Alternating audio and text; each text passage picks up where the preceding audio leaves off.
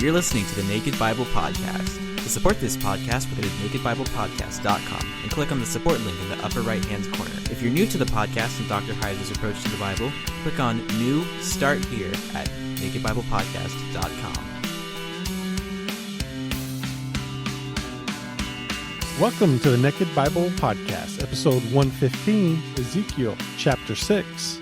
I'm the layman, Trey Strickland, and he's the scholar, Dr. Michael Heiser. Hey, Mike, how you doing? Very good. How are you, Trey? I'm doing pretty good. Staying busy? Staying busy. How was your trip last week? Oh, it was good. We had probably pushing 50 people at the event.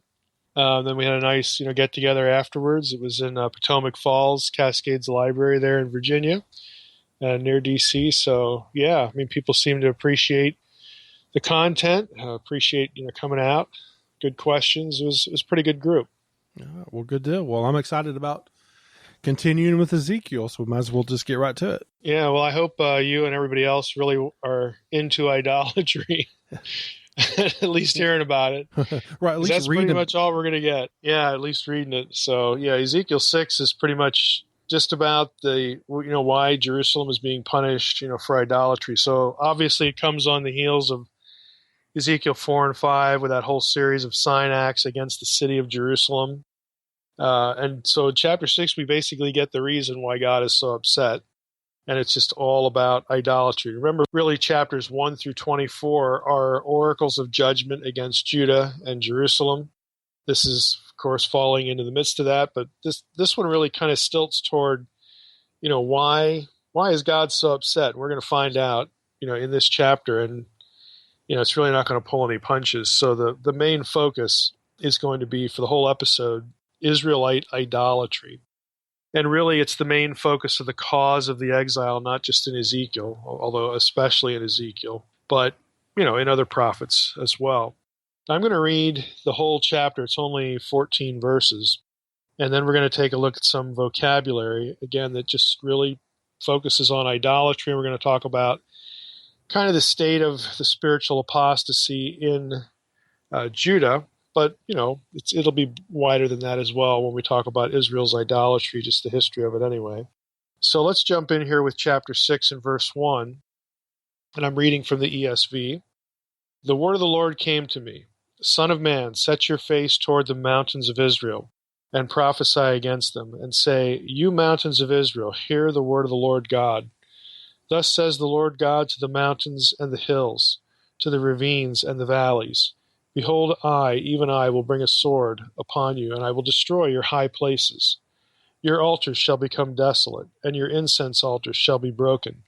And I will cast down your slain before your idols, and I will lay the dead bodies of the people of Israel before their idols, and I will scatter your bones around your altars. Wherever you dwell, the cities shall be waste and the high places ruined, so that your altars will be waste and ruined, your idols broken and destroyed, your incense altars cut down, and your works wiped out.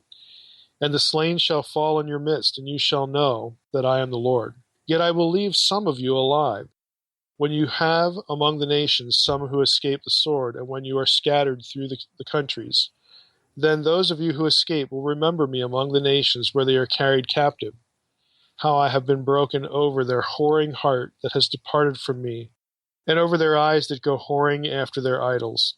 And they will be loathsome in their own sight for the evils that they have committed, for all their abominations. And they shall know that I am the Lord. I have not said in vain that I would do this evil to them. Thus says the Lord God, Clap your hands and stamp your foot and say, Alas, because of all the evil abominations of the house of Israel. For they shall fall by the sword, by famine, and by pestilence. He who is far off shall die of pestilence, and he who is near shall fall by the sword. And he who is left and is preserved shall die of famine. Thus I will spend my fury upon them. And you shall know that I am the Lord, when their slain lie among their idols around their altars, on every high hill, on all the mountaintops, under every green tree, and under every leafy oak, wherever they offered pleasing aroma to all their idols. And I will stretch out my hand against them, and make the land desolate and waste, in all their dwelling places, from the wilderness to Rivlah. Then they will know that I am the Lord. So that's the whole chapter. There are some things in here that I'm going to reserve comment for later chapters.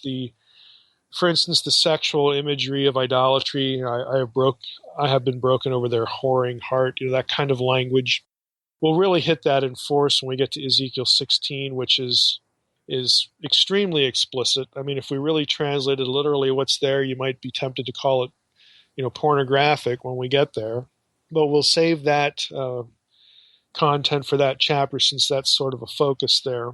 Obviously you get references to, the remnant idea. We'll say a little bit about that. Sword, famine, and pestilence. Again, we talked about this a little bit, how, there's sort of an immediate destruction, and the aftermath, people are still going to die. Ezekiel has already indicated that the devastation is going to be thorough. I mean, we talked in chapters 4 and 5 about how the language is so thorough. Can we really be sure that there's going to be anybody left? And then, Ezekiel took his hair and put it into three parts, and then all of them were destroyed, but yet he pulled a few out and kept them in his garment, that sort of thing. You get the same idea here. I mean, where it says even those who escape, they're going to die. Well, it's not going to be everybody totally. It's not a totality, because he says a few verses earlier that some will remain. So we want to talk a little bit again about the remnant idea, develop that a little bit in this chapter, but you're going to see that in ensuing chapters as well. But primarily, we're going to spend our time today in this chapter on the whole issue of idolatry. Now, if you listened to the Leviticus series, there would be some content here in what I just read that would be familiar. A lot of the designations that we just read, the designations for pagan, idolatrous, pagan cultic objects and places, that vocabulary is actually also found in Leviticus 26, specifically verses 14 through 33. And that, again, recall, was about if the nation apostatizes, what's going to happen to them. There was this series of this cursing language in Leviticus. And specifically in Leviticus 26, the notion of faithfulness to God, only having Him as your God, and being a people sanctified to Him, that was tied, to the greatest commandment, that you will worship no other God. Again, this believing loyalty idea we talked about in Leviticus 26, and that in turn was tied to your presence in the land. And we've talked before about how the Abrahamic covenant, the land elements, were not totally unconditional. I mean, Leviticus 26, the curses in Deuteronomy, 28, 29. I mean, it's very, very, very, very obvious that being in the land had something to do with refusing to worship other gods. I mean, it's just point blank. So the Abrahamic covenant does have conditional elements. They're very clear, even going back into Genesis 12, Genesis 15, the original covenants. God told Abraham, Genesis 17, walk before me and be blameless. Genesis 22, the whole issue, the offering of Isaac.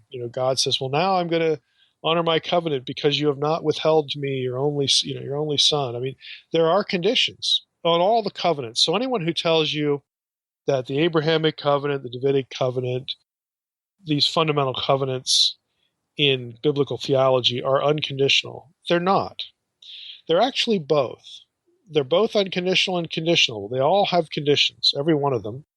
But there's also this unconditional idea. And what I mean by that, again, to recap, sort of content we've gone through in Leviticus, was God made these covenants with the full intention that no matter what happens, I am going to get my way. I am going to have a people, raised up from Abraham and Sarah. I am going to bring them into a land. I am going to have a family. In other words, there's divine intent that never goes away. As bad as it gets, God never gives up on, his covenantal promises. But whether an Israelite, whether a descendant of Abraham and Sarah, or anyone for that matter, gets to participate, gets the participatory benefit of the covenant, that had conditions all the way around.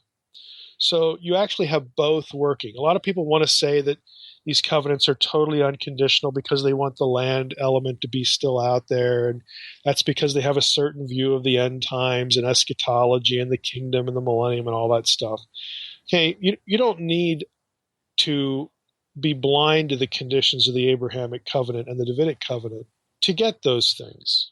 It's just that people, again, try to argue their point, argue their perspective from a certain way, and it's really not faithful to the text, certain things that are said.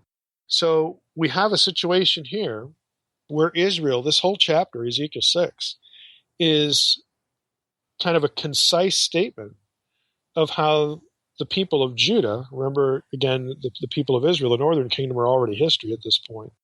And we've talked about the all Israel language and the family of Israel, the house of Israel language, really, again, referring to descendants from Jacob, descendants from Israel, the person, at this point in Israel's history.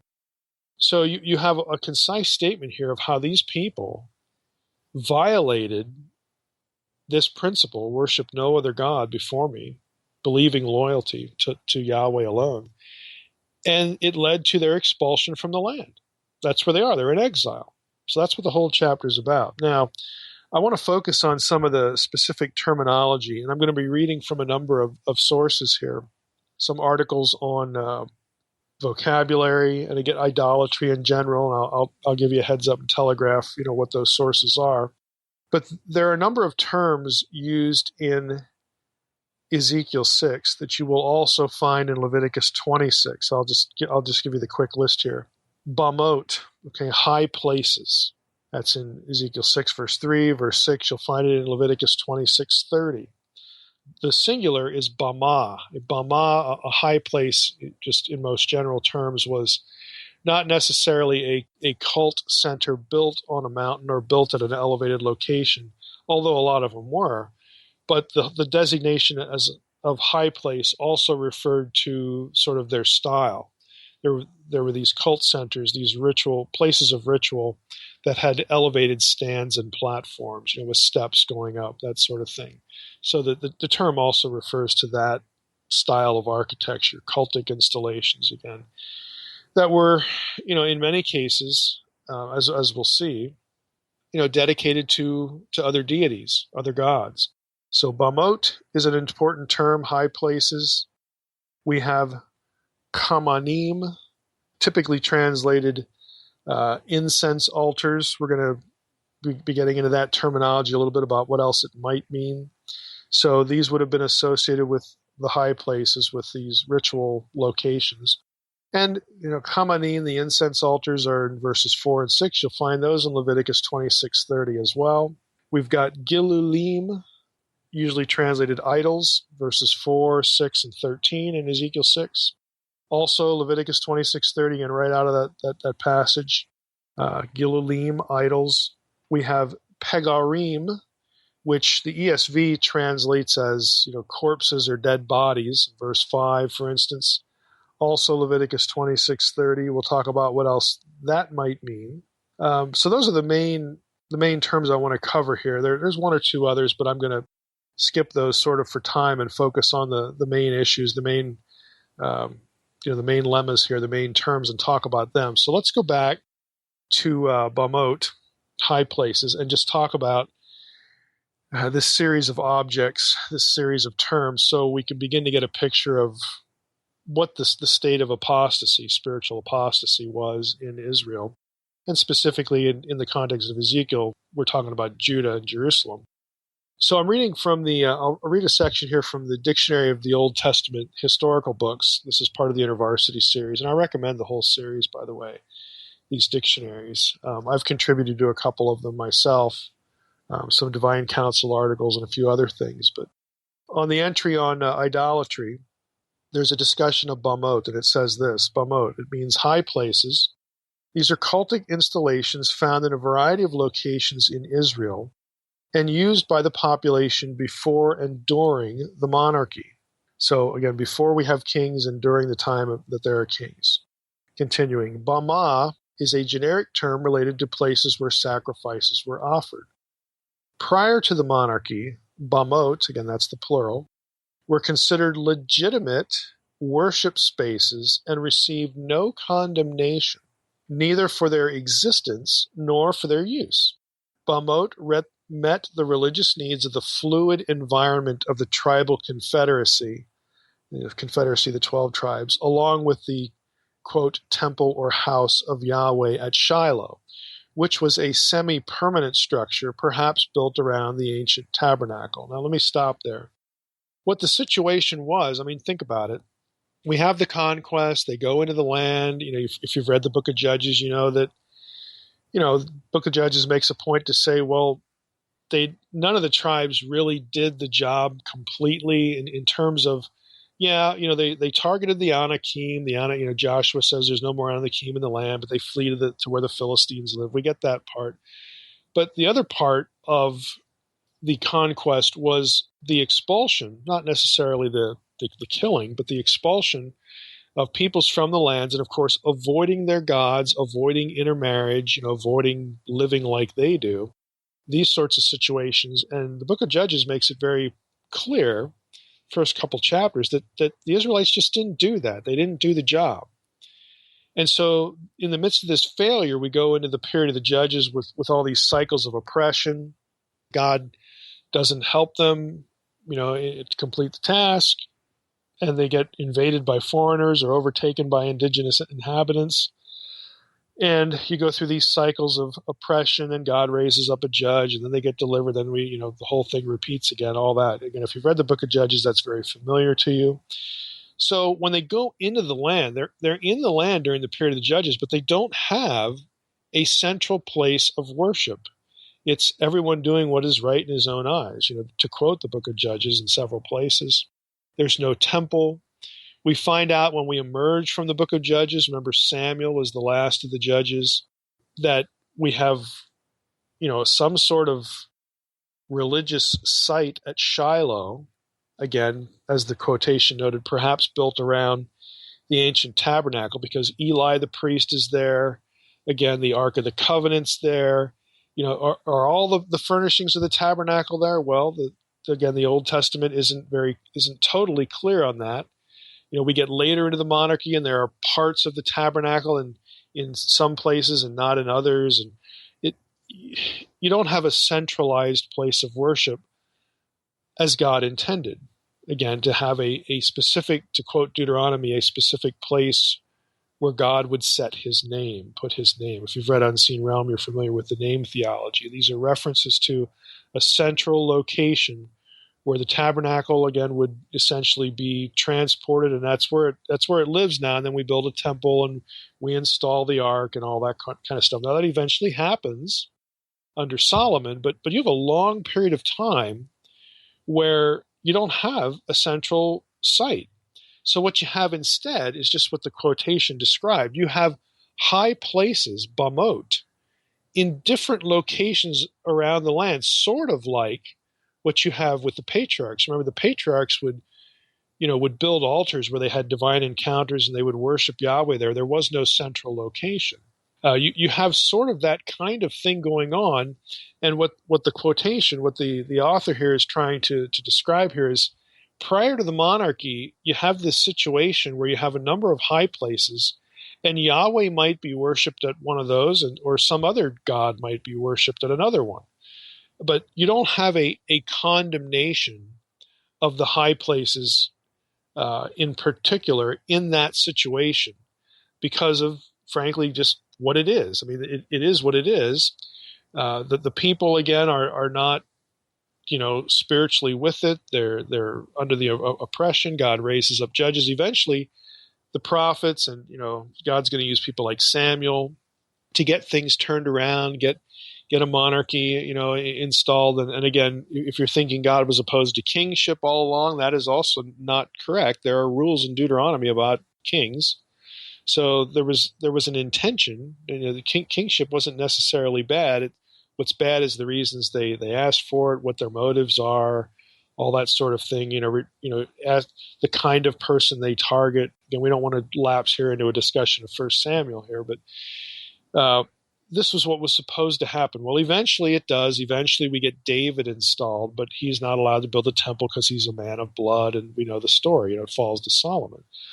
Again, his whole point is that prior to when we actually get a temple, a central place of worship, Yahweh is still worshipped by faithful Israelites in the land, and they do it in a variety of places, and those places are called bamot, high places, the places of ritual, places where worship occurs, where sacrifices are performed.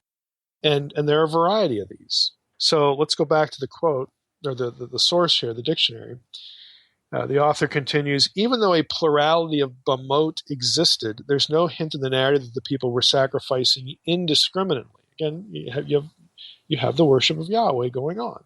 Back to the source. During the monarchy, however, bamot were considered illegitimate. Again, during the monarchy, they were considered illegitimate worship places and received considerable condemnation for their existence and use.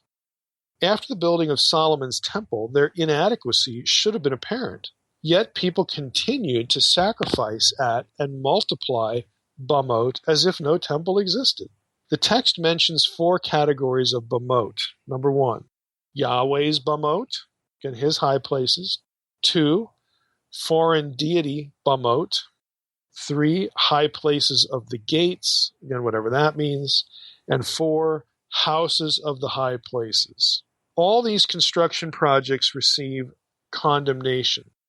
The situation resulted in a heightened expectation for the kings to remove bamot, particularly in the Judean kingdom. Why particularly in Judea or Judah? Well, because that's where Jerusalem was. That's where the temple is. Again, source. Although Hezekiah removed Yahweh's bamot, and that was legitimate for Hezekiah to do because now we have a temple. Once the temple is erected, this is me talking now. Once the temple is erected, the other bamot, even if Yahweh was worshipped there, don't make any sense.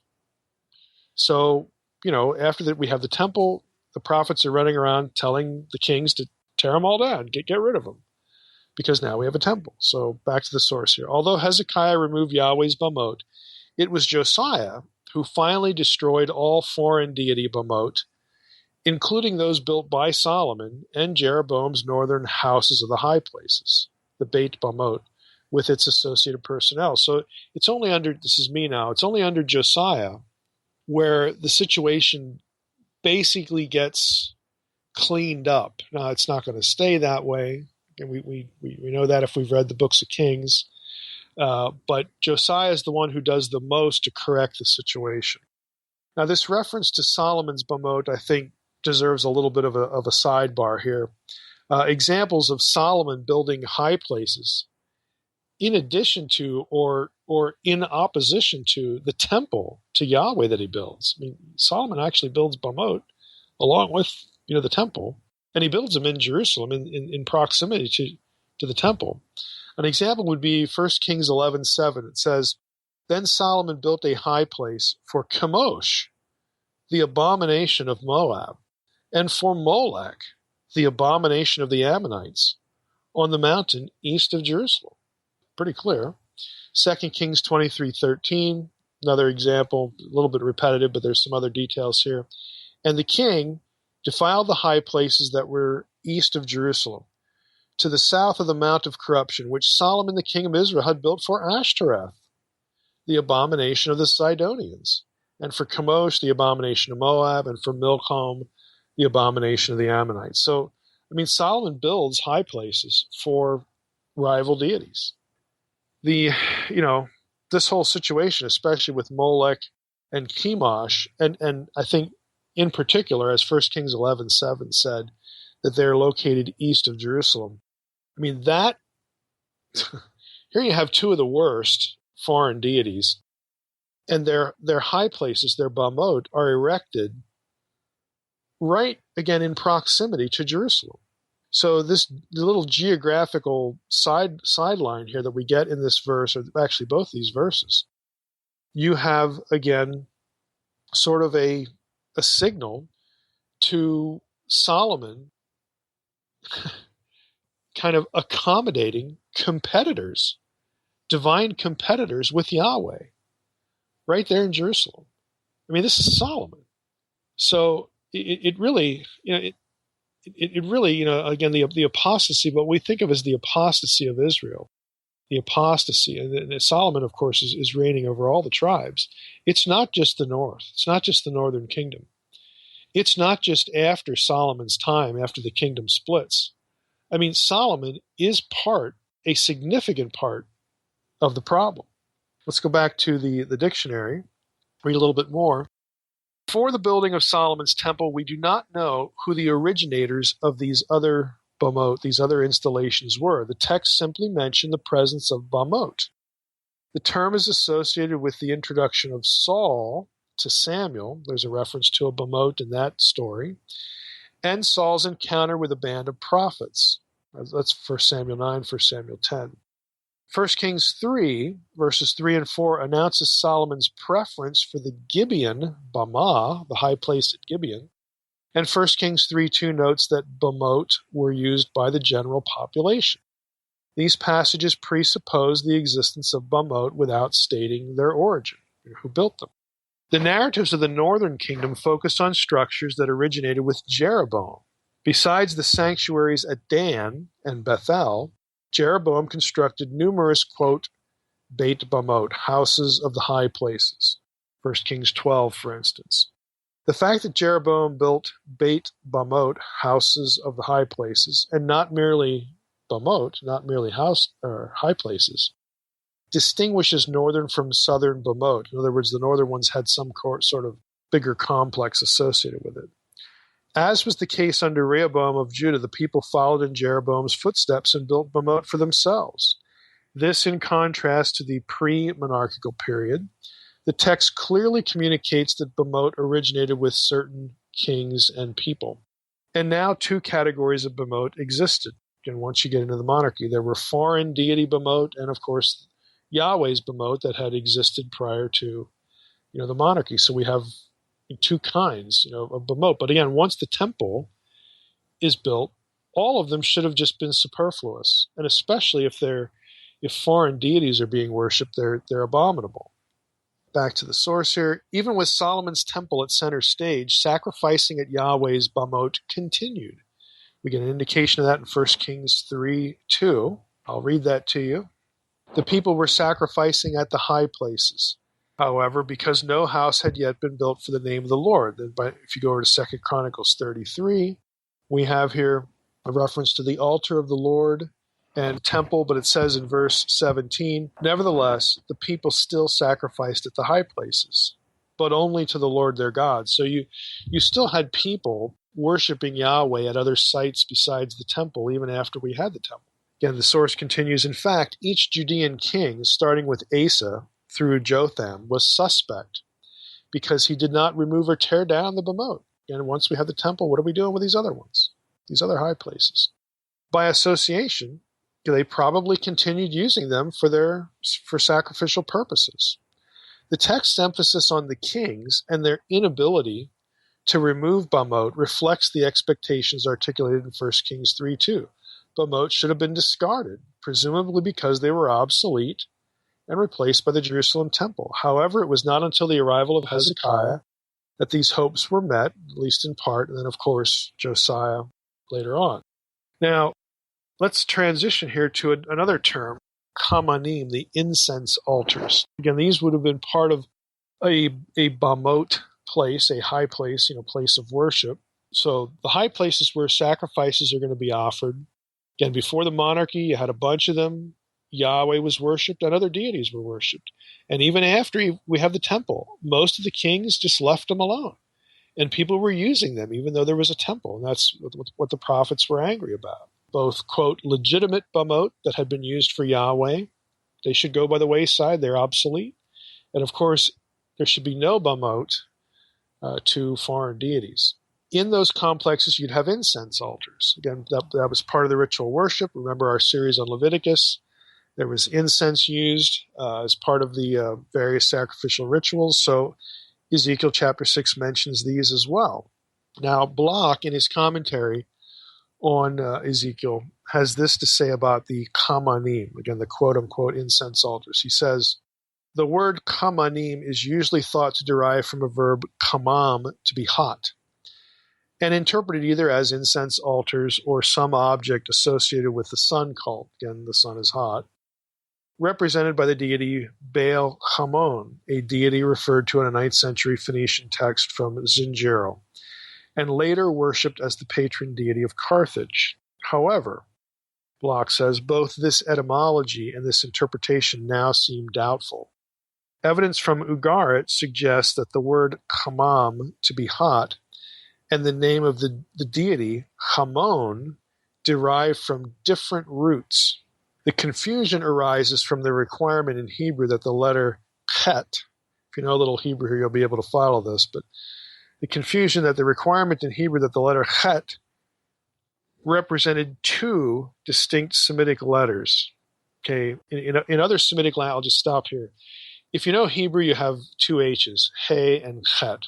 The chet is, again, a little harder in pronunciation. Well, in other Semitic languages, what is chet in Hebrew actually splits into two separate consonants. There are two hard H's. So you'd have a total of three H's in other Semitic languages. And so what Bloch is saying is that this association with Kamon, that the deity, is actually probably not correct because it would have been spelled with one of these other letters. So it's not the same term, even though it sounds to our ear like it's the same. So he says here, although the root kamam, to be hot, does occur in Ugaritic, the name of the deity Kamon is written with, again, this H with a little curvy line under it, this third H, which opens the possibility of a link with another Semitic word, another Semitic root, kama, to protect. So maybe kamanim comes from this idea of this verb to protect. He's saying, who knows? It just could be a number of different things. These don't have to be incense altars for this deity Baal Hamon, is Bloch's point. This picture, where we might have some building based off of this idea of a lemma that means to protect or to enclose, might be another way to translate it. Bloch says it might denote that the Kamanim denoted a sanctuary or some sort of chapel that was part of a Bamot complex. And he says, this picture of the Kamana or the Kamanim accords with every occurrence of Haman in the Old Testament, and is particularly helpful in elucidating 2 Chronicles 34:4, which speaks of tearing down the altars of Baal and the Kamanim that were high above them. It is difficult to visualize incense altars meeting that description. And you have an altar and then this Kamanim thing that is above them. Bloch says if the Kamanim were understood as a cultic building, some kind of chapel, then the statement in 2 Chronicles 34:4 makes sense. In other words, the altars of Baal get torn down and the little chapels that they're in.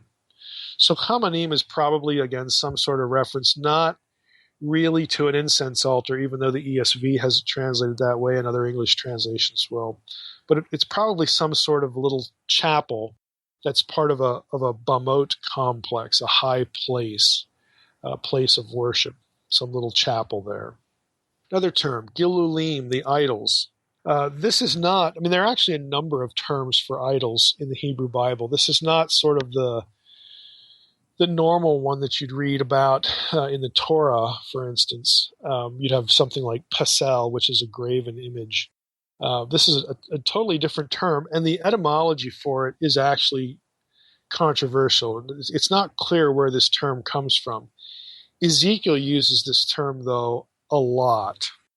It occurs 48 times in the Old Testament. 39 of those are in Ezekiel. So it's a special word that Ezekiel uses in particular in describing something, describing false worship of something.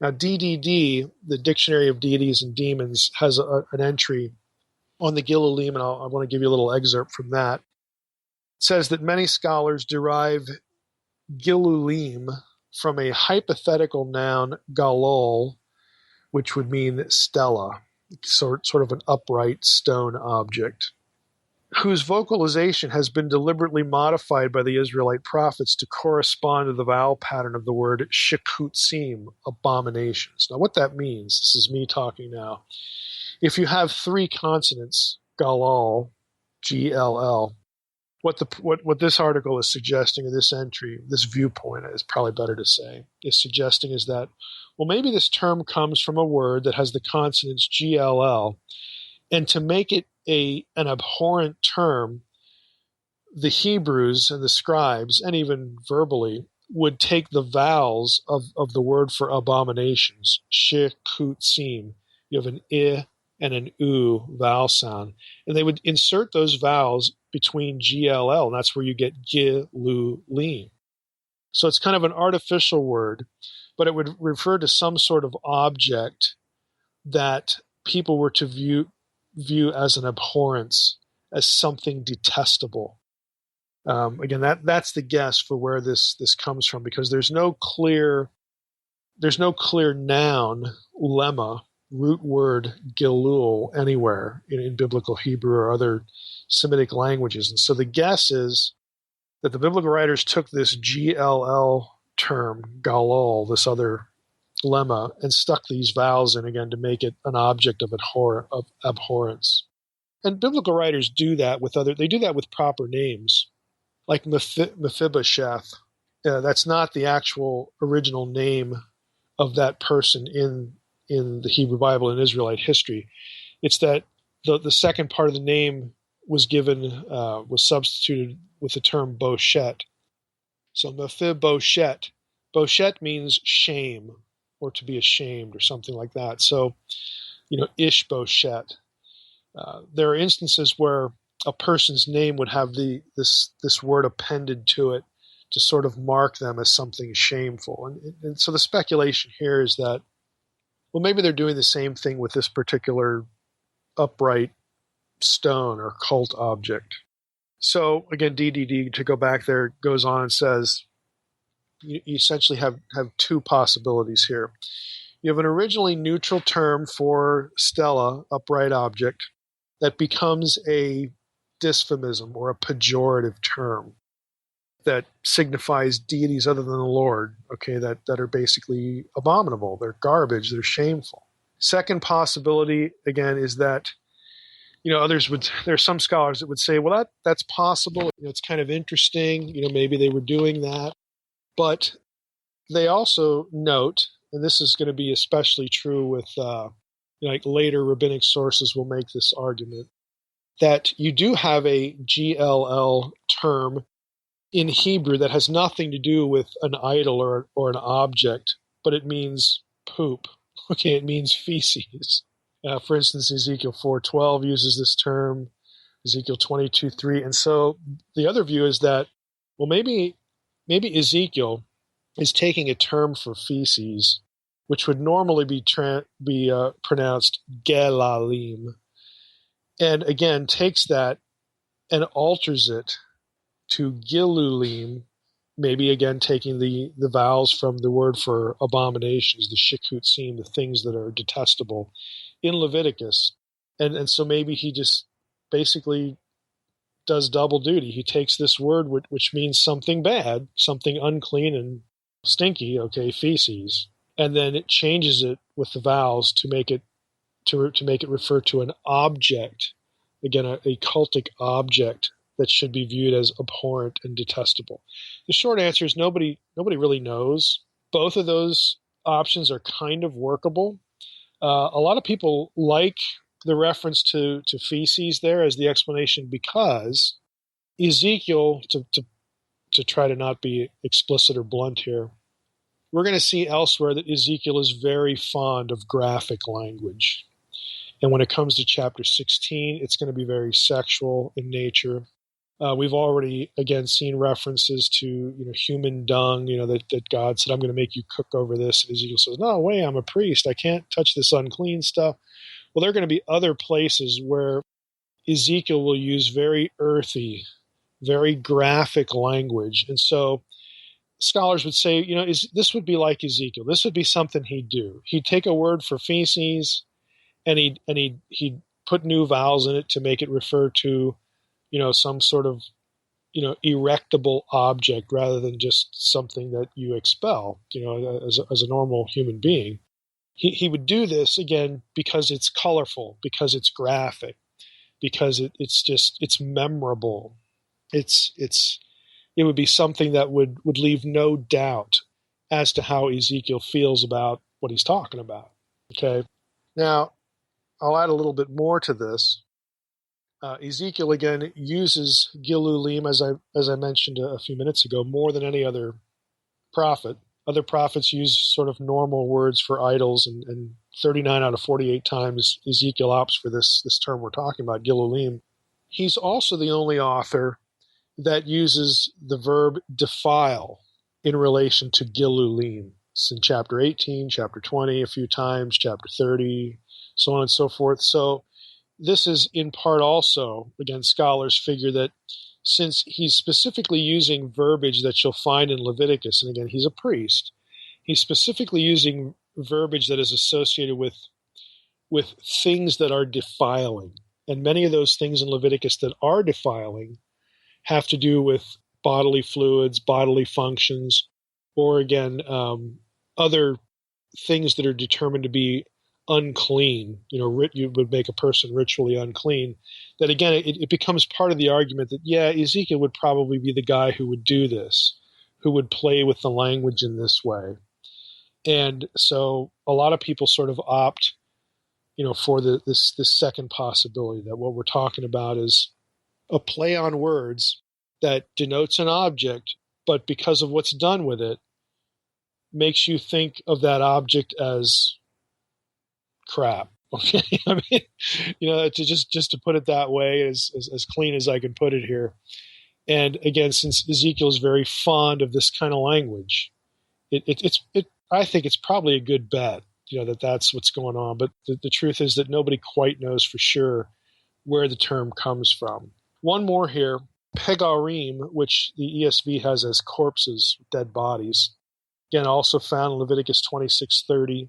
And I might as well read that verse. I've brought up the verse a number of times here, so we're at the last of our vocabulary words here, and they all show up in Leviticus 26:30, which says, "I will destroy your high places and cut down your incense altars and cast your dead bodies upon the dead bodies of your idols, and my soul will abhor you."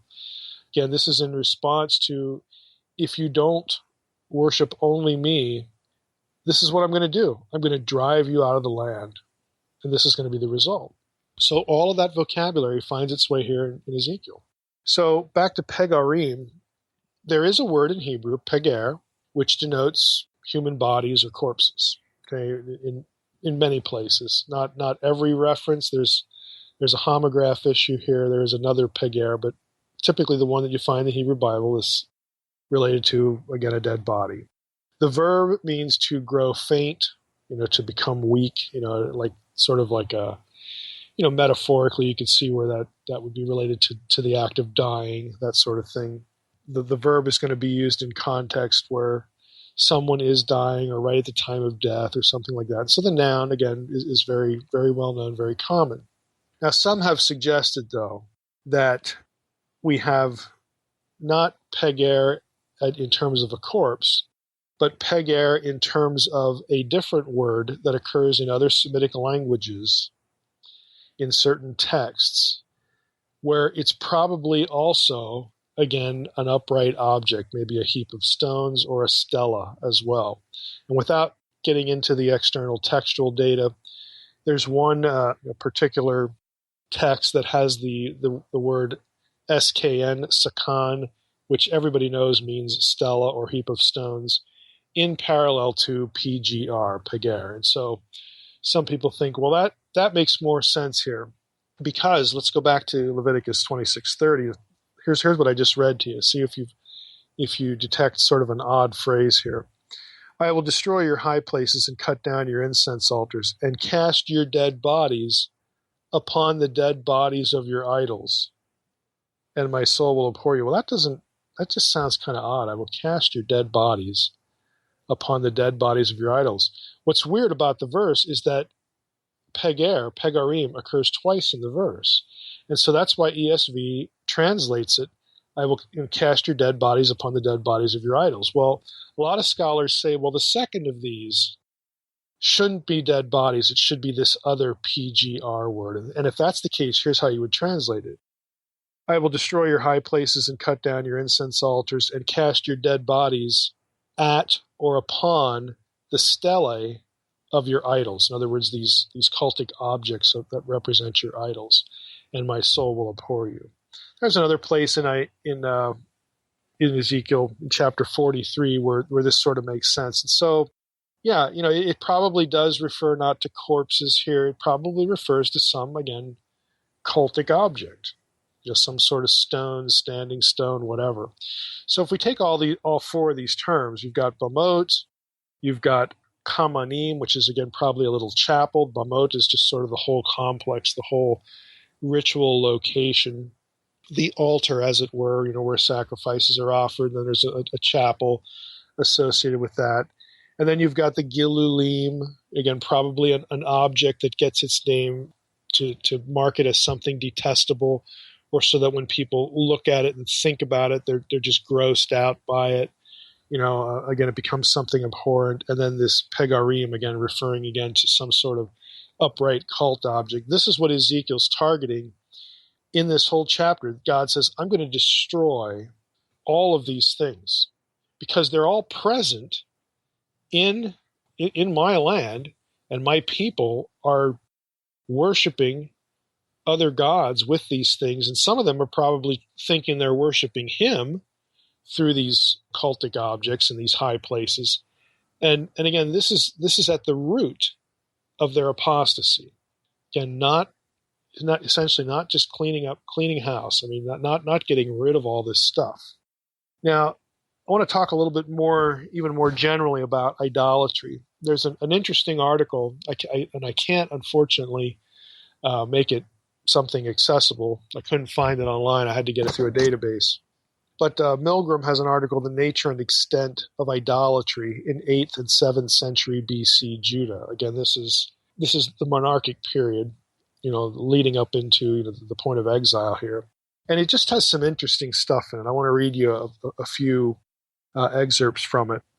He says here that the datable biblical literature of the 8th century accuses Israel of idolatry 15 times. The literature of the following 7th century does it 166 times, which is really an imbalance. Right? So Milgram says, in the 7th century, the prophets repeatedly stated that idolatry, quote, pollutes its inheritance, the temple, and the land. It just all over the place they use this pollute terminology. The quantitative difference in the number of statements on idolatry between the 8th and 7th centuries is accentuated by the difference in the effects of idolatry, as illustrated by the use of this term, tameh, to be unclean. All of that kind of language occurs in texts that are datable to the 7th century. Now, think about it. 7th century is the 600 BC, 600s BC. 8th century is the 700s BC. Well, most of the attention in the 8th century BC, again, this is Mike talking now, most of the attention in 8th century BC texts is going to be the northern, apostate kingdom. And you get, 15 times complaining about the idolatry and whatnot. It's exponentially more after the northern kingdom is gone. And you say, well, why would that be? Well, I think it's kind of obvious because now you're talking about Judah, and you're talking about the place where Yahweh's own house is. You're talking about the place of the Davidic dynasty, the Davidic covenant, whole thing, the temple. And so the prophets basically just lose their minds that this kind of thing has now moved south into Judah and is just exploding. Okay, and so they just go kind of berserk, with this whole situation, and the texts reflect this dramatically more vociferous concern or objection in the 7th century because of the proximity to the presence of Yahweh in Jerusalem. So it just gets blown up into a much bigger deal.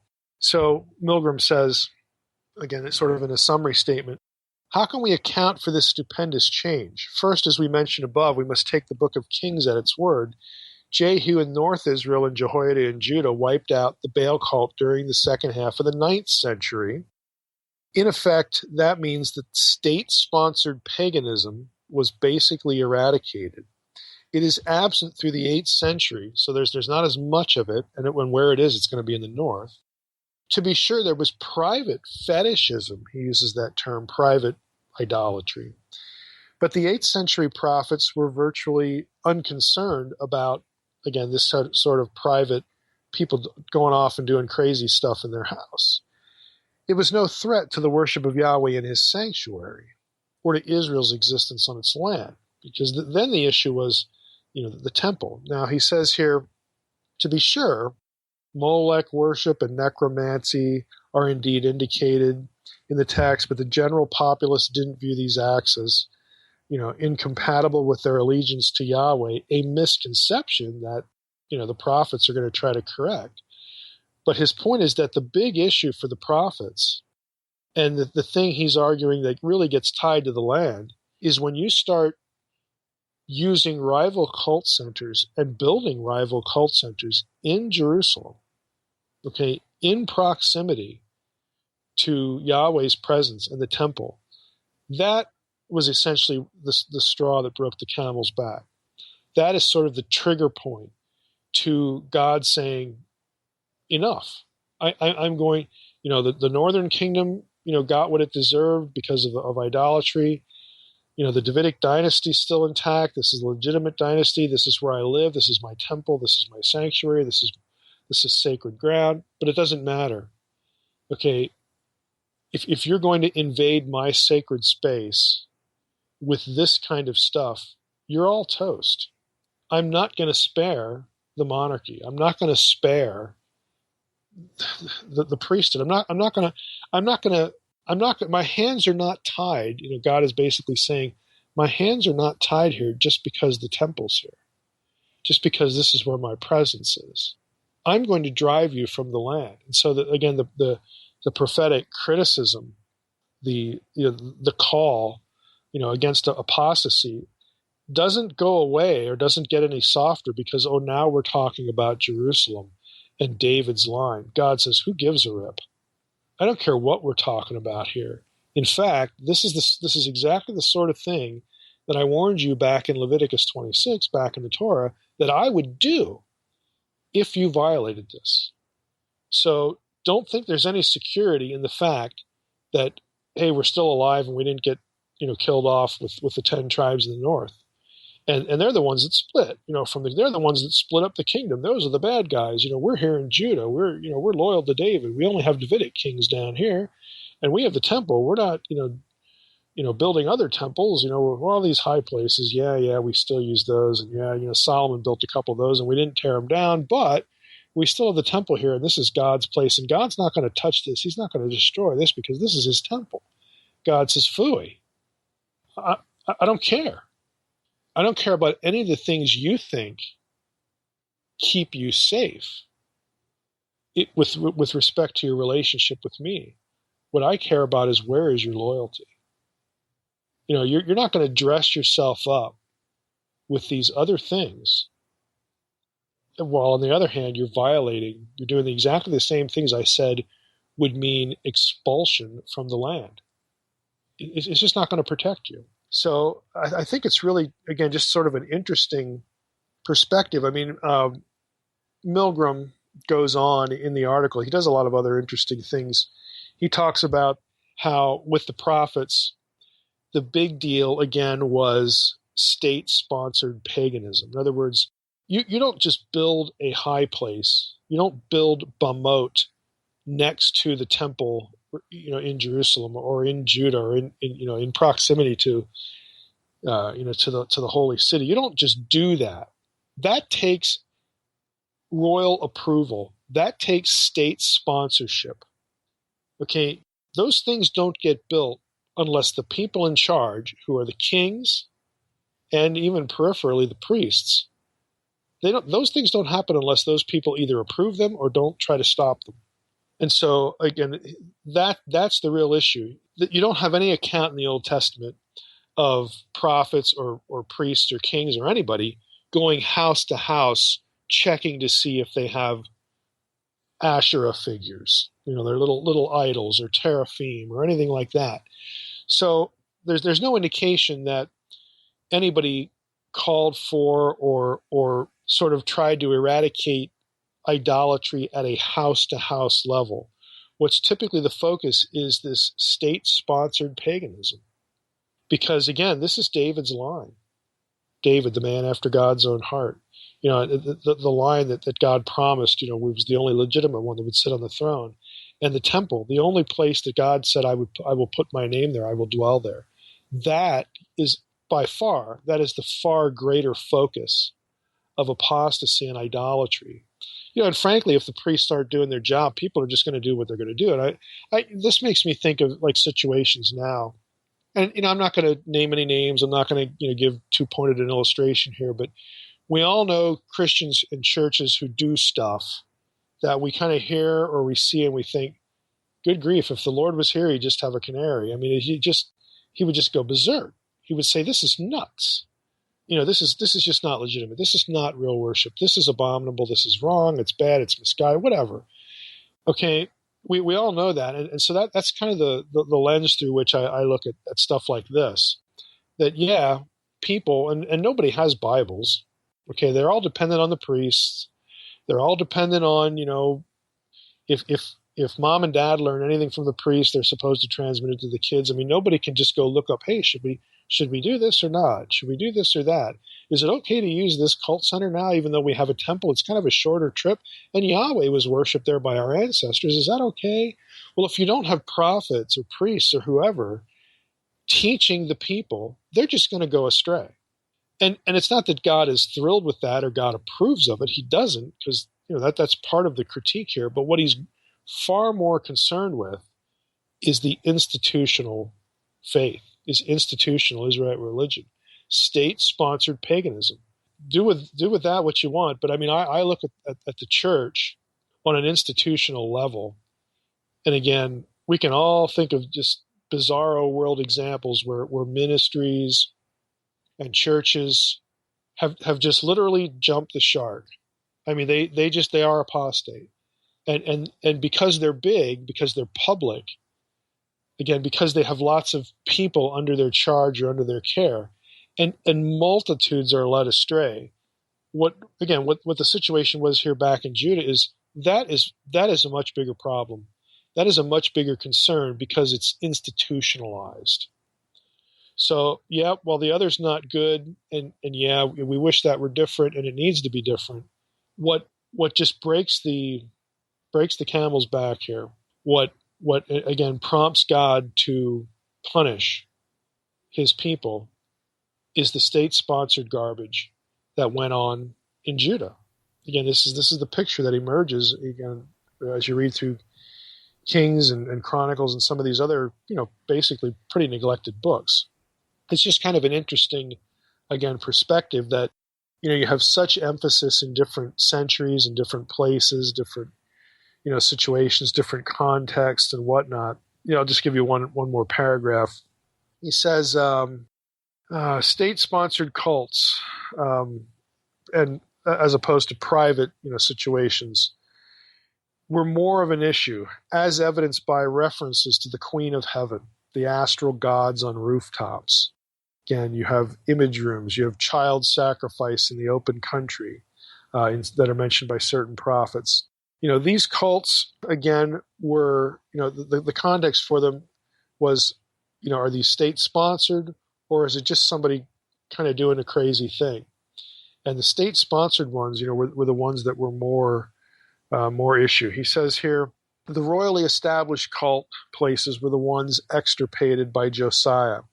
Thus, alongside of official state-sponsored idolatry, there sprouted a widespread individual or family-centered cult, apostate forms of worship, which existed after the destruction of the official Baal cult in North Israel and Judah, and even after Josiah's reform, successfully annihilated all the royally sponsored cult places in Judah. They never got rid of everything. But when the kings, like Josiah and Hezekiah, put a stop to the state-sponsored paganism, God said, okay, good job. That's what we need to happen. And then the prophets could sort of preach about, worshiping Yahweh, and you hope that the word circulates. You hope that the priests, are doing their job to sort of forestall or correct what's going on in individual homes. But that isn't the stuff that's going to result in expulsion from the land. What's going to lead to the expulsion from the land is the state-sponsored abominations. So Milgram adds, the biblical evidence of idolatry has yielded thus far the following picture. The difference in the state-endorsed religion of Judah between the 8th and 7th century is largely summarized by a single word, rather by a single person, Manasseh. He reintroduced idolatry into Jerusalem and Judah, completely undoing his father Hezekiah's reform and, of course, Josiah's efforts. Even succeeding the previous status quo, he installed idols in the temple courtyards and in the sanctuary itself, 2 Kings 21 and 23. Also, alongside the official cult, there flourished an ongoing popular cult that continued unabated throughout the 8th and 7th centuries until Judah's destruction. But, again, what triggered the exile for Judah was the reintroduction of officially state-sanctioned apostasy by Manasseh. And this is why Manasseh becomes the focus point in a number of prophetic passages related to the exile. It got cleaned up by Hezekiah and Josiah, but what Manasseh did, again, that was the trigger point. That was the trigger point. He goes on and talks about the archaeology. It's kind of an interesting observation. He has just one note here. He says archaeological evidence for the popular cult exists and in profusion. Again, just stuff that people were doing in their homes. Among the artifacts, the most likely candidate is the figurine. With respect to idolatry in 8th and 7th century Judah, the entire figurine collection reveals a consistent pattern. So of all the figurines, the archaeologists have found in Judah, here's what you get. The figurines cluster in nonconformist, worship contexts. They are virtually absent from establishment sanctuaries. Okay? Whereas a total of 862 figurines, and this article comes from the right around the year 2000 or so. 862 figurines were found throughout the countryside of Judah, as opposed to none of them, according to the article, in sort of established Yahwistic, high places. So these figurines that you see pictures of in archaeology, they're typically found in homes. They're typically found in graves. They're typically found in sort of private contexts, private home situations. They're cheap. They're everyday objects. They're crudely fashioned. These Asherah, he talks specifically about Asherah figurines, should not be confused with the cult statue of the biblical Asherah, the ones you read about, the prophets, tearing down and all that stuff at the Bamot. Because those Asherah, again, the official Asherah, were sacred because they were typically made of expensive materials, situated in a public temple, and they represented the goddess in front of the whole population. So again, the whole point is that what's going on in people's houses isn't good, but it's not, again, what's going to be viewed as the reason we're being punished by Yahweh, the reason we are expelled from the land. The reason that happens is because we worshipped rival gods in Yahweh's own presence. We built these Bamot, or we used these Bamot right there in the vicinity of the temple. And again, God just isn't going to put up with that. He's not going to share, his worship, with the official priesthood, the official, royal house. He's just not going to share that with anyone else. He's not going to share his sacred space with anyone else or anything else. And that's the thing that triggers, the exile and all that goes with it. Now, in verses 8 to 10, as we wrap up here, I want to say something about the remnant thinking, because I'll read verses 8 through 10 again. Despite all of this, despite all this stuff that's going on, all this stuff that is indicated by the vocabulary, the whole mess, God says, "Yet I will leave some of you alive. When you have among the nations some who escape the sword, and when you are scattered through the countries, then those of you who escape will remember me among the nations where they are carried captive, how I have been broken over their whoring heart, that has departed from me, and over their eyes that go whoring after their idols. And they will be loathsome in their own sight for the evils that they have committed, for all their abominations. And they shall know that I am the Lord. I have not said in vain that I would do this evil to them. And that's verses 8 through 10, again, hearkening back, as it were, to his Leviticus 26. Now, again, the basis for the covenant curses come from this older talk in the Torah, that your presence in the land is linked to your fidelity to me as a nation, as a monarchy, as kings, as priests. The people are going to make mistakes. They're going to have aberrant worship.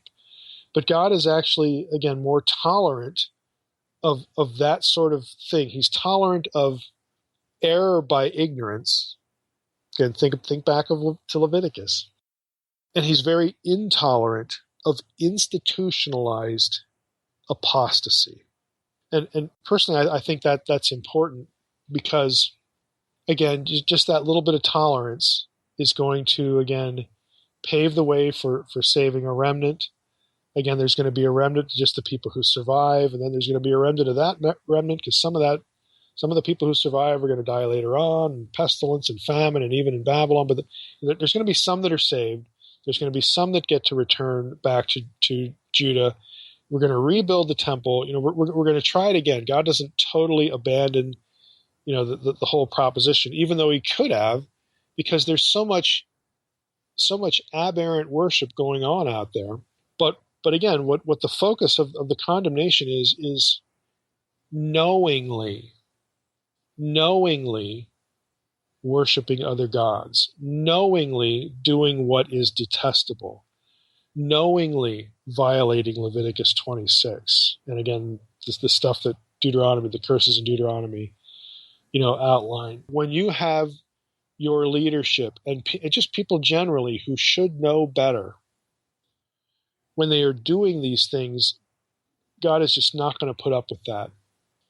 He's going to be a little more tolerant toward people who are just, to quote Jesus, sheep without a shepherd. Yeah, God could punish everybody because none of us are going to be perfect in our worship. None of them were perfect in their worship. They're all going to, do some sort of violation, but they literally they're sheep without a shepherd. It's the ones that bear the greater responsibility to the ones who just, to use the King James language, sin with a high hand. I mean, what they're doing is intentional. It's flaunting their status. It's taking the resources that should go to the proper worship of Yahweh and using them to erect and construct abominable things in Yahweh's own sacred territory, his own city. That is not going to be tolerated. And so again, do with that what you will. I think there's a lot of ways that we could apply this, again, to our own institutional situation when it comes to, what we think of as the church. That's the kind of thing that will destroy a country. Not this or that boneheaded thing that somebody who's truly sincere and just kind of messes up or doesn't know better. That's the kind of thing God's going to respond to and say, okay, we need to correct that, send somebody over there, and hopefully they'll be teachable and whatnot. It's just the other side that draws his anger, consistently. When you just have no excuse. You just have no excuse to be doing this. So, despite all that, God is plenty angry. There's plenty of destruction in the exile. Again, we all know how it turned out. We all know the story. And God would have been completely right to just destroy everything and everyone, but he doesn't. He doesn't do it. And we can see in the captives, like in Ezekiel's situation, he's a priest. There will be members of the royal line who are kept alive. There will be, part of the priesthood. There will be people from all stations of life who God spares to, again, learn the lesson and return to him. As Ezekiel says, even in this chapter, some will survive. I will save some. I will do that. But in terms of the book, the whole explanation, the whole situation is going to get a lot worse before it gets any better. But it's still a good lesson. Again, God, targeting those who should have known better, those who sin with intentionality. And despite even that, despite the degree to which things went bad, God still finds it within himself to just not call the whole thing off. Again, just not destroy everyone and everything when he would have been perfectly justified in doing so. And so as we proceed through the book of Ezekiel, you're going to get more of this. It's going to be really, really awful stuff. It's going to be graphic in some places. But again, the light's not entirely going to go out. God will ensure that a remnant survives, and he doesn't abandon the plan. As I've said many times, there is no plan B. There's only plan A. So as bad as this gets, it's never going to quite, be destroyed. Mike, real briefly, can you talk about the idolizing of celebrities and stars versus an actual figurine idol and idolatry? I mean, can you touch on that a little bit? I think because of our culture, we on the one hand, you could look at that and say, well, it's not really the same thing. It's an abstraction and whatnot, and it is. It's an abstraction. But if you think about what assigning, believing loyalty to Yahweh meant, it's not just an intellectual decision. Okay, you're the God of gods. I got it. Check the box. I passed the quiz. It's more than that. It's a trust in him for your livelihood. It's a trust in him for your preservation, as a family, as a nation, the whole thing. I mean, if you're thinking correctly about Yahweh in an Israelite context, it is more than just passing a quiz. It's life. It's you assign value, you assign worth to Yahweh. Why? Well, because what I have comes from him. Look at what he's done for me. Look at the covenants that he's made. He's our protector. He's our provider. He's the person that we should, again, be devoted to above, all other. We shouldn't be looking at anyone or anything in terms of a value assessment, an affection for, an affinity for, again, just the whole concept, I think, of believing loyalty is a good one. We don't look at any other thing or person to fill these roles for us, to make our life fulfilling, to meet our needs, to fill in the blank. And I do think, in our culture, we do get distracted in these ways. And again, I actually think more of a problem than particular like celebrities and whatnot, because that can border on sort of the absurd in many contexts. But I think of things like government, like job. I mean, the things that really actually put, food on the plate and sort of give us the life that we have. I mean, Kim Kardashian doesn't give anybody the life they have. She just becomes an idol, for some other, absurd reason. But it's these things that, we attribute our own success to certain things, certain acts of our own, certain circumstances of our own that we think we create, or that we credit to ourselves instead of the Lord. The things that we think will protect us and keep us secure instead of the Lord. To me, that is actually more of an application to idolatry than, again, I love the Cowboys or I love the Eagles and I'm going to watch them on Sunday or whatever, stuff like that. Even though that can become something that displaces something else that ought to be in front of it. But again, I can't help putting myself in the context of an Israelite as to how were you supposed to look at God? How were you supposed to think about him? What were you supposed to understand that you owed to him? Why would you be grateful to him? For what are you dependent on? All these sorts of questions, and then ask ourselves, well, are there things besides him that we kind of put in those slots? And to me, that's a bigger issue. All right, Mike. Well, we appreciate it. And real quick, I'm going to switch gears here. I just want to remind everybody, I've gotten some emails about where they can find the papers that you referenced during the show. And you can get that on our website at nakedbiblepodcast.com. It's actually on the show page. So just click on the episodes page, and it'll take you to the actual episode itself, where you can get the transcripts of every show.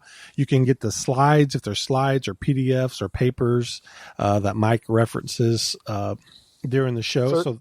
For the most part, I mean, sometimes I can't post something, but you do a good job. You always tell us which papers you're going to. Like the dictionary thing here, I will be sending to Trey, because I have that in digital form. I can make a PDF file of that.